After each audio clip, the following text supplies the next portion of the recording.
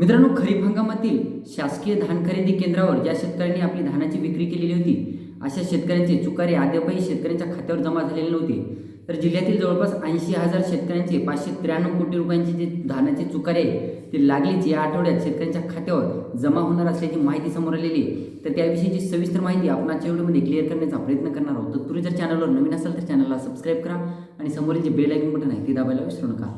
तर नमस्कार मित्रांनो, मी राज सुरेश, स्वागत आहे कृषी मंडळ चॅनलमध्ये. मित्रांनो, एकंदरीत बघायचं झालं तर धानाची जी विक्री आहे, खरेदी विक्री वगैरे धानाचं जे पीक घेतलं जातं भंडारा, गोंदिया, चंद्रपूर, गडचिरोली जिल्ह्यामध्ये घेतलं जातं मोठ्या प्रमाणात. त्यात मित्रांनो आपण ज्या जिल्ह्याविषयी माहिती घेणार आहोत ते जिल्हा म्हणजे भंडारा आणि गोंदिया.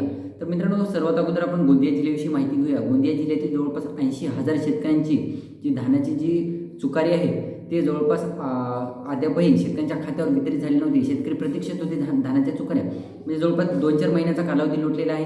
धानाच्या जे चुकाऱ्याची जी प्रतीक्षा आहे शेतकऱ्यांना लागलेली आहे. त्यात मित्रांनो आता कसं झालं आहे, 80,000 शेतकरी जे असे आहेत ज्यांना जवळपास 593 कोटी रुपयांचा जे धानाचे जे चुकारे आहे ते वितरित करणं पॉसिबल होणार आहे. म्हणजे जवळपास या आठवड्यात शेतकऱ्यांच्या खात्यावर येत्या शनिवारपर्यंत शेतकऱ्यांच्या खात्यावर ही रक्कम वितरित होणार असल्याची माहिती समोर आलेली आहे. त्यात मित्रांनो गोंदिया जिल्ह्यातून सुद्धा आणि भंडारा जिल्ह्यातून सुद्धा बरेच शेतकरी या धानाच्या चुकाऱ्याच्या प्रतीक्षेत होते.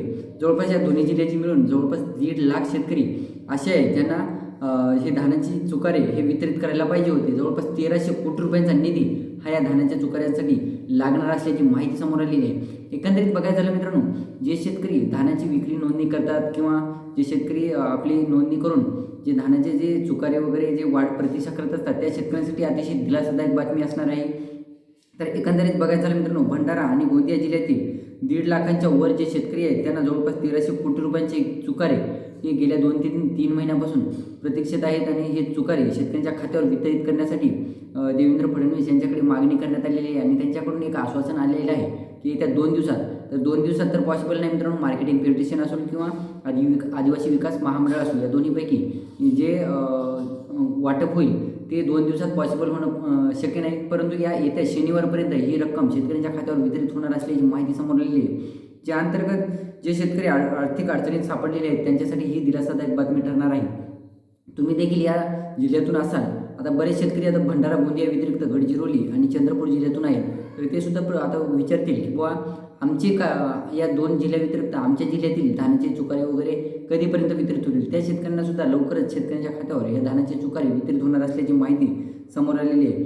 तर डीबीटीच्या माध्यमातून ही रक्कम शेतकऱ्यांच्या बँक खात्यावर वितरित होणार असल्याची माहिती समोर आलेली आहे. आणि ज्या अंतर्गत मार्केटिंग फेडरेशन आणि आदिवासी विकास महामंडळाद्वारे ज्या हमीभावाने धान खरेदी केलेली होती, आता तुम्ही जिथे तुमचं धानाची जे विक्री केलेली आहे तर त्यानुसार तुम्हाला आता ही धानाची रक्कम वितरित होणार आहे.